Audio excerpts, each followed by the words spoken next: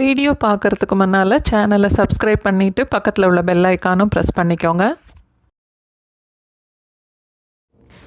இந்த மாதிரி பூண்டு குழம்பு செய்திருக்கீங்களா?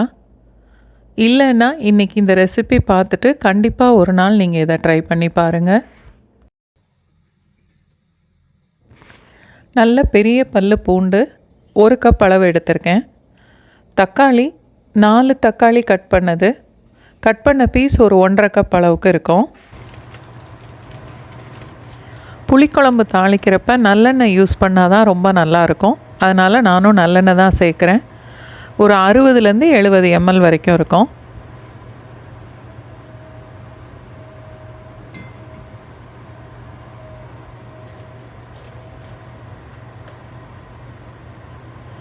ஒரு ஸ்பூன் கடுகு,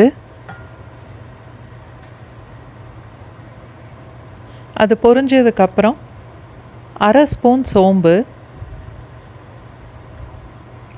ஒரு 1/4 ஸ்பூன் வெந்தயம்,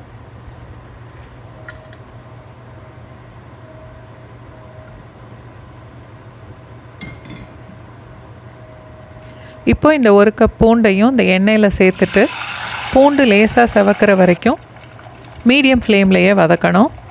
ஒரு கொத்து கருவேப்பிலையும் சேர்த்துருக்கேன்.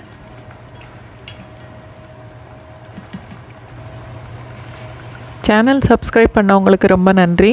வீடியோ பார்க்குறவங்க, லைக் பண்ணுறவங்க, ஷேர் பண்ணுறவங்க எல்லாருக்குமே ரொம்ப நன்றி.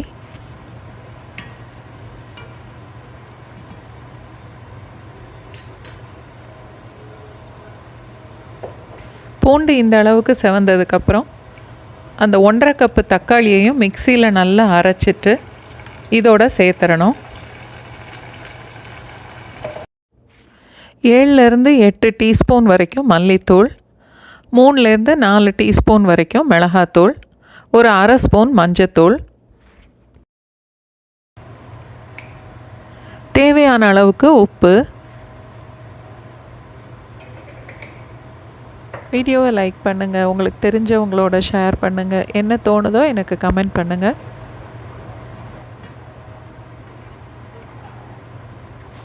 எல்லாத்தையும் சேர்த்து நல்லா கலந்துட்டு மூடி போட்டு 1 நிமிஷம் வரைக்கும் கொதிக்க வைக்கலாம்.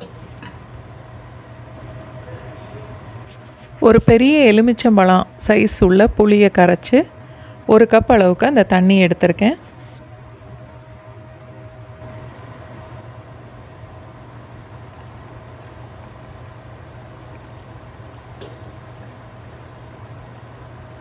தக்காளியும் மசாலாவும் 1 நிமிஷம் கொதித்ததுக்கப்புறம் கரைச்சி வச்ச புளியை இப்போ அதோடு சேர்க்குறேன்.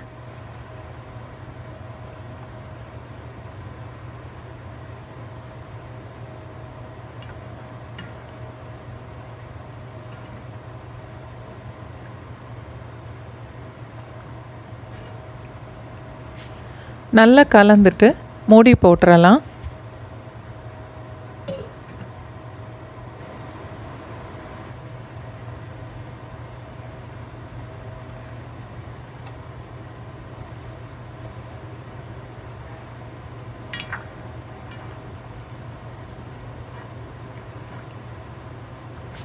ஒரு தடவை நல்லா கொதித்ததுக்கப்புறம் அடுப்பை ஃபுல்லாக சிம்மில் மாற்றிடலாம்.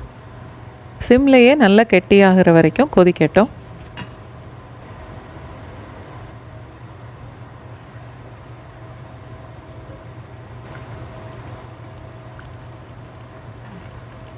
நடுவில் ஒரு 2-3 வாட்டி கலந்து விட்டுக்கலாம்.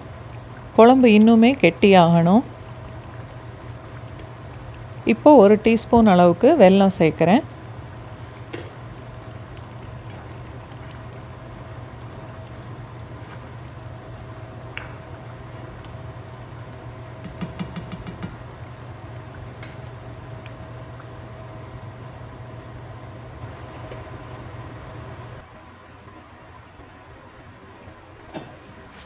அடுப்பை சிம்மில் வச்சு கொதிக்க விட்டால் தான் குழம்பு நல்லா கெட்டியாகி இந்த மாதிரி மேலே எண்ணெய் தெளிஞ்சு வரும்.